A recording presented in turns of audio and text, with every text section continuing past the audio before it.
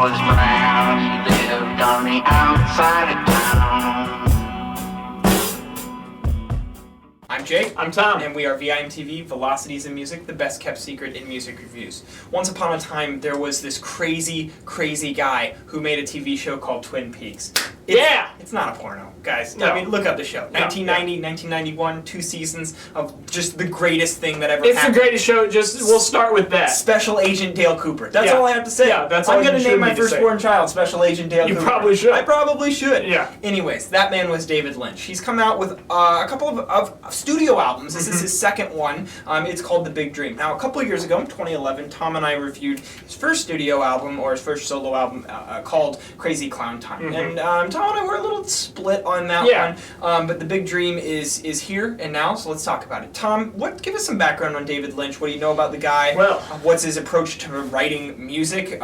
He's kind of an artistic genius. Yes, and he's best known for his films, and I really admire him as a filmmaker. And you mentioned Twin Peaks, which is my favorite show of all time.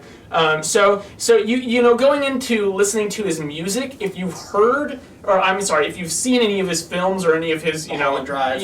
or his directorial work, but you can't help but think of that when you listen to his music because they kind of go together. Yeah. The moods that they create, some of the specific sounds. I mean, the Twin Peaks soundtrack is just brilliant to me, and although he worked with a composer on that, he still had a hand in it. He played a part in it, and I think that definitely comes into this. However, this is much more electronic.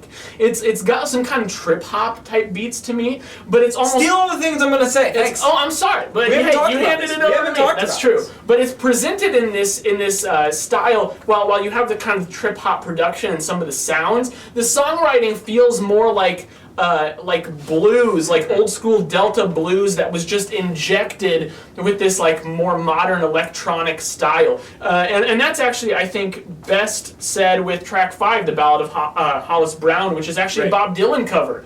And I think it's a good kind of specimen to look at when thinking about this album because I think that's the approach that he took on most of these songs. Yeah, it's definitely an inspiration. Yeah, blues ideas and folk ideas and putting them into this creepy kind of ambient trip-hop vibe. Absolutely, and I think that, like, you summed it up perfectly. Like this, if I were to describe the sound of this album, I would say this album is, a 50-minute album. It's 12 tracks. It encompasses some experimental music in relation to blues and trip hop beats. Yeah. And that essentially sums up the sound motif of The Big Dream. Now, when you actually dig into the sound of how each, and start analyzing how each track is constructed, I think that you actually get some pretty good songwriting track to track here, especially in the guitar parts that he writes. I think that it's very cleverly written, but the thing that I've always had trouble with about, or at least I had trouble with on Crazy Clown Time, and I'm definitely having trouble with it here, is that David Lynch, first of all, I don't think he takes his vocals very seriously. No. Whenever I listen to music, this is a theme, I say this all the time, but I feel like the artist has to take into consideration, are my vocals adding any value? They should really do this with every single instrument, but I'm assuming for most of the alternative rock music that we review on this YouTube channel, we really are talking about vocals first when it comes to this subject. You gotta ask yourself, does this add value? I feel like David Lynch, he sings in a very like nasally kind of high way. It's like he's distorting his voice to sound like this, and I don't always buy into it. I don't think that it really adds a lot of value to a lot of the tracks, and I definitely felt like on some of these tracks, it was just he's just doing it to be creepy, and the novelty wears thin pretty quickly. It does a little bit, and I will completely admit that while I'm listening to this, I can't help but be biased and want to like it, probably more than I do or more than I should, because it's David Lynch, and I really admire him as an artist in all his visual works.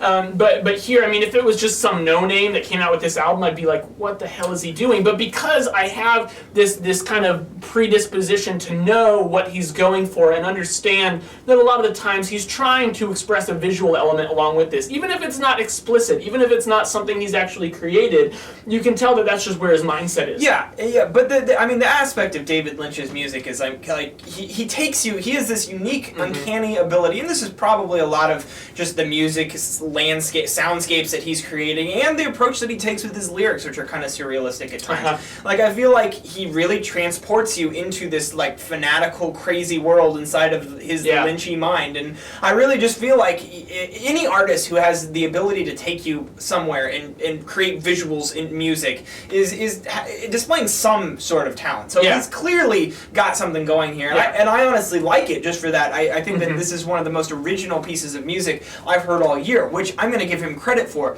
If it wasn't for that originality, if it wasn't for that ability to really kind of paint a picture with music, I would not like this nearly as much. So I don't feel biased that just because this David Lynch that I want to like this as much, but I still think that, I still like this good enough, but I think that there's issues on this album that need to be corrected for me to fall in love with it. And I think that there are also issues on here that weren't a problem on Crazy Clown Time, but also some things that were a little bit better as well. And mostly what I'm regarding is just the sound. I think that this had a very consistent sound, and I kind of liked that going through it the first time around, because I like the sound. I think it was an interesting blend of styles. We mentioned blues and trip hop. Right. Those are naturally both genres that tend to be a little repetitive, but they also, once you really get into them, they kind of border on like the hypnotic, and that's what he was really going for. So it almost called The Big Dream. Yeah, and it almost seems like a match made in heaven, but because of that, the takeaway is that they almost kind of cancel out some of the benefits of each other, because it comes into an album that gets to be a little bland as you continue to listen through it. And compared to Crazy Clown Time, the thing I liked about that album is that I thought there was a lot of variety in the moods presented, in the way that they were approached, and so despite the fact that it was actually like 20 or 25 minutes longer than this album, good point. I was still engaged the whole time. This is a shorter album, more focused, which is generally good, but when you have so much repetition and not as many ideas being explored, it comes off feeling longer than it is. I still feel like this is overindulgent, though. It's 50 minutes, but it could easily have been 35. Or if you're going to have 50 minutes, remove some of the tracks and then like present some darker ideas. Like each song took me somewhere and painted a picture for me, but as an album listening experience, I want to be transported from one point in time to another and really feel like I've been on a journey. And I feel like I go somewhere when I listen to this, but it's just kind of like that dream state. I'm dreaming and then I'm up. I understand that's what he's going for, and I think for what he was going for, he accomplished it, but the scope, I think that scope is an issue on this album. I wish that there was just a bit more to it than what he accomplished. It's understandable. Definitely not 50 minutes worth. I get a little bored by the end of it. Tom, what are you thinking about giving this one? I'm going 66. We're pretty close. 65. All right. What did you guys think of The Big Dream by David Lynch? Please leave us a comment with your thoughts at www.velocitiesandmusic.com, our website, or youtube.com/velocitiesandmusic, probably the location you're watching this right now. If you guys are into 2013 albums and have some suggestions for us, we'd love to hear them, because that's what we take to make the list of albums we review each week. Please hit us up at our YouTube and, YouTube, Facebook, and Twitter, because that's where we like to get a lot of our conversations going with you guys. I'm Jake. I'm Tom. And we are VIMTV, moving music critique forward.